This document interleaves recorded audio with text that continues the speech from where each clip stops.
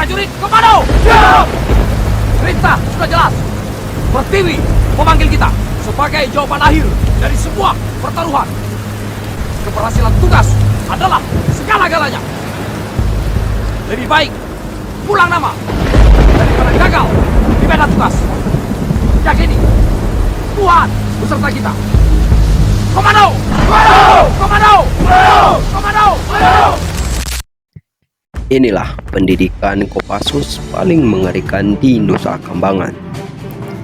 Menjadi anggota Komando Pasukan Khusus TNI Angkatan Darat menjadi kebanggaan bagi setiap prajurit TNI Angkatan Darat. Bangga menjadi anggota Kopassus TNI Angkatan Darat karena untuk masuk harus melewati seleksi yang sangat berat. Tidak semua prajurit TNI Angkatan Darat bisa masuk Kopassus.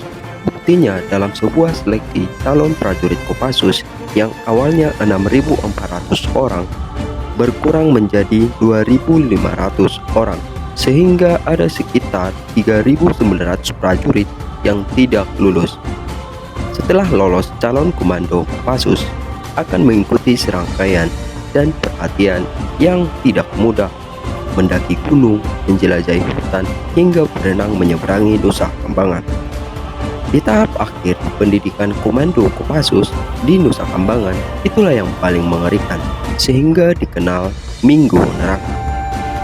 Seperti inilah beratnya seleksi untuk menjadi prajurit komando pasukan khusus. Kopassus merupakan bagian dari komando utama tempur yang dimiliki oleh TNI Angkatan Darat. Kemampuan khusus yang dimiliki anggota Kopassus antara lain bergerak cepat di setiap medan, menembak dengan tepat, pengintaian, dan anti-teror.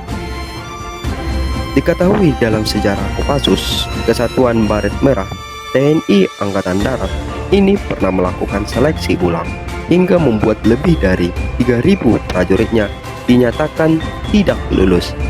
Dilansir dari buku Sintong Panjaitan, Perjalanan Seorang Prajurit Para Komando, karya Hidro Subroto. Saat itu Kopassus memang tengah melakukan perampingan organisasi besar-besaran, sehingga diadakan seleksi yang berat. Seleksi yang berat itu membuat prajurit Kopassus yang awalnya 6.400 orang berkurang menjadi 2.500 orang, sehingga ada sekitar 3.900 prajurit yang tidak lulus.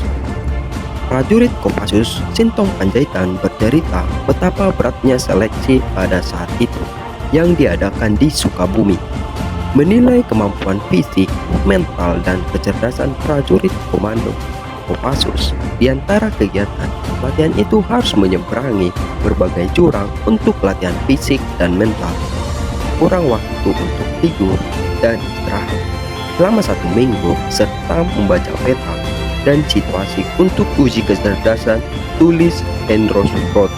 Berdasarkan kesaksian Sito, dalam berbagai seleksi itu, pasukan yang lulus hanya sekitar 2.500 orang. Mereka yang lulus tentu saja boleh tetap mengenakan baret merah, sedangkan yang tidak lulus akan ditempatkan ke dalam satuan baret hijau atau kostrat. Pergantian baret itu tentu saja menimbulkan protes dari mereka yang harus mengganti baret merah ke hijau. Salah satu bentuk protesnya adalah melepaskan sejumlah tembakan mereka masuk TNI karena ingin menjadi anggota Korps Baret Merah dan tidak bisa menerima kenyataan harus melepaskan baret merah. Di samping itu sudah bersumpah setia untuk menjadi pasukan komando, tulis Hindro yang mendudukkan kembali kesaksian Sintong Panjaitan. Sintong pun menilai mereka yang protes melalui pelepasan tembakan, tindakan itu sudah melanggar disiplin militer yang patuh dan taat pada pimpinan. Oleh karena itu, Sintong Panjaitan pun meminta polisi militer Angkatan Darat untuk menanganinya. Sintong Panjaitan, meski demikian, upacara penggantian baret pun pada akhirnya tetap dilakukan. Upacara tersebut dilakukan jika Karyago sekitar 23 km dari Makassar. Mereka yang tidak lulus ujian tersebut berdiri tegak dalam barisan Sebelum upacara dimulai, mereka sudah memasukkan baret hijau di dada di bagian dalam meja. Tulis Hendro Suproto Wat Sintong. Selanjutnya terdengar aba-aba pergantian baret. Mereka serentak menunduk mengambil baret hijau dari mejanya, lalu mengenakannya ke kepalanya. Menurut Sintong Panjaitan, saat itu suasana sangat mengharukan dan beberapa anggota meneteskan air mata. Sintong merasa sangat terharu menyaksikan upacara itu. Ia mencatat di antara mereka yang mengganti badan itu ada perwira berpangkat kolonel, letkol, dan mayor.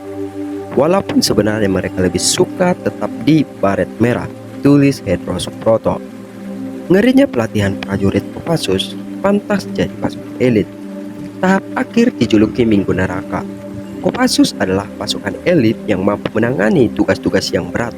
Beberapa organisasi yang dilakukan oleh Kopassus diantaranya adalah Operasi Penumpasan DIY atau TII, Operasi Militer PRRI atau Permesta, Operasi Trikora, Operasi Dwikora, Penumpasan Gerakan 30 September atau PKI, Pepera di Irian Barat, Operasi Seroja di Timur-Timur, Operasi Pembebasan Sandra di Bandara Don Muan, Thailand, Operasi GPK di Aceh, Operasi Pembebasan Sandra di Mapenduma, Operasi Pembebasan Sandra Rampok Somalia, serta berbagai operasi militer lainnya.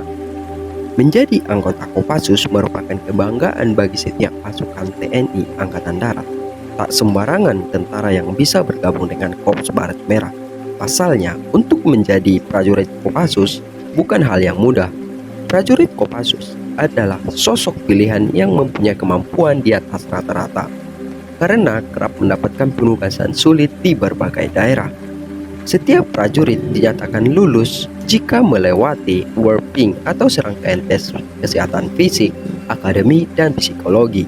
Setidaknya, calon anggota Kopassus harus bisa lari 2,4 km dengan waktu 12 menit, 40 kali push up dalam semenit, tidak takut ketinggian, dan lainnya.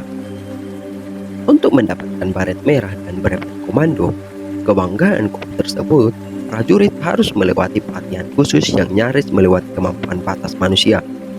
Satuan Kopassus saat parade, pasukan dan alat utama sistem pertahanan pada gladi bersih upacara hari ulang tahun ke-72 TNI di Dermaga PT Indah Kiat Cilegon, Banten, Selasa 3 Oktober 2017 dalam buku yang berjudul Pramono Edi Wibowo dan Cetak Biru Indonesia ke depan yang diterbitkan Kuil Kitab Publishing 2014. Mantan Kepala Staf TNI Angkatan Darat Jenderal Purnomo Edi Wibowo membeberkan pengalamannya saat mengikuti latihan Kopassus dilansir dari Weekend Group Tribun Jatim.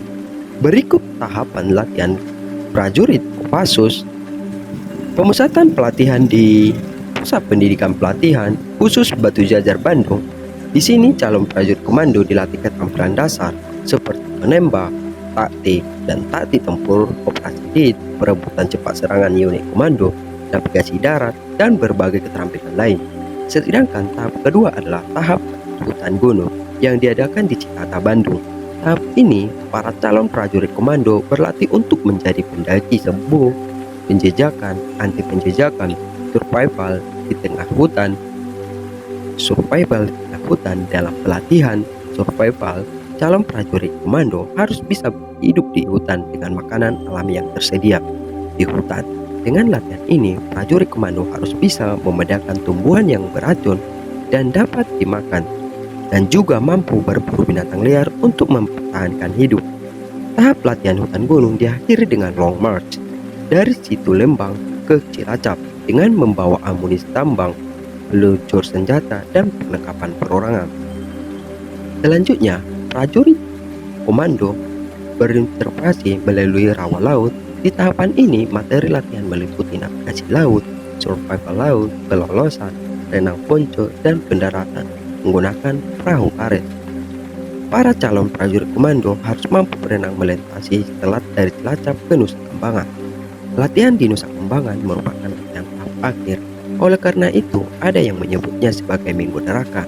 Yang paling berat, materi latihan kelolosan dan camp kawanan dalam latihan itu para calon prajurit komando dilepas pagi hari tanpa bekal dan paling lambat pukul 10 sudah harus sampai di suatu titik tertentu.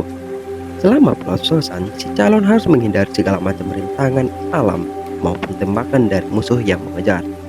Dari penyelesaian itu, kalau siswa sampai tertangkap, maka itu berarti neraka baginya, karena dia akan diinterogasi layaknya dalam perang.